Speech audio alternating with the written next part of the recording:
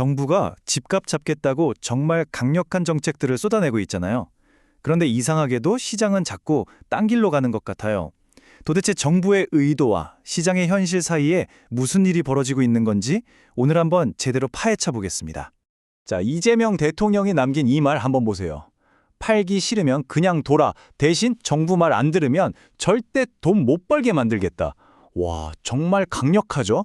이건 뭐 시장 논리대로 가는 게 아니라 정부가 아주 꽉 잡고 가겠다는 선전포고나 다름없어요. 사실상 모든 논란의 시작이 바로 이 지점입니다. 그런데 말이죠. 전문가들이 바로 이걸 걱정하는 겁니다. 이렇게까지 강력하게 밀어붙였는데 만약에 의도랑은 전혀 다른 오히려 역효과가 나고 있다면 어떨까요? 정책에 대한 믿음이 깨지는 순간 그 피해는 결국 누구한테 가겠어요? 바로 내 집 마련을 꿈꾸는 우리 같은 평범한 사람들한테 돌아오는 거죠. 자, 그럼 먼저 정부가 시장을 잡겠다고 꺼내든 차드, 바로 압박과 규제가 뭔지부터 한번 자세히 들여다보죠. 이 정책의 가장 근본적인 생각은 이거예요. 집은 더 이상 돈 버는 수단이 아니다. 그냥 사는 곳일 뿐이다. 우리나라에 수십 년 동안 있었던 부동산 불패시나 있죠. 이걸 아예 뿌리 뽑겠다는 아주 단호한 의지가 담겨 있는 거죠. 그럼 이걸 어떻게 하겠다는 걸까요? 방법은 크게 두 가지입니다.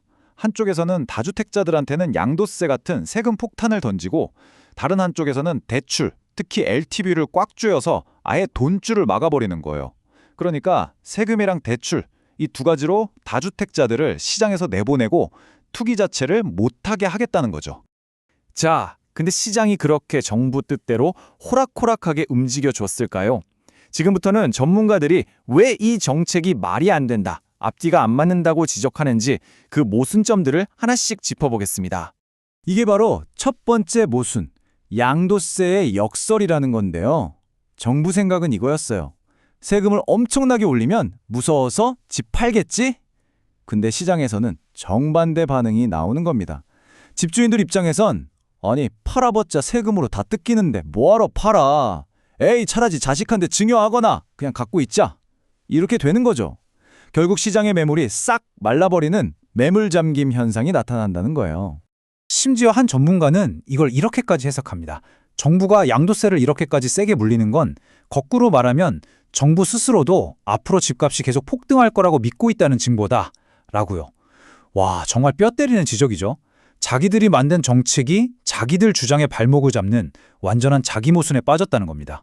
두 번째 모순은 더 황당합니다. 이 대통령이 모범 사례라고 극찬했던 싱가포르 이야기인데요.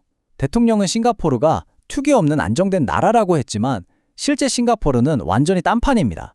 거기는요, 집 팔아서 남긴 시세 차익 그거 다 개인 걸로 인정해주고요. 심지어 양도세도 없어요. 오히려 국가가 집으로 자산 불리는 걸 장려하는 분위기란 말이죠. 우리가 따라하겠다는 모델이 알고 보니 우리가 하려는 거랑 정반대였던 거예요. 이거야말로 벤치마킹의 완벽한 오해죠.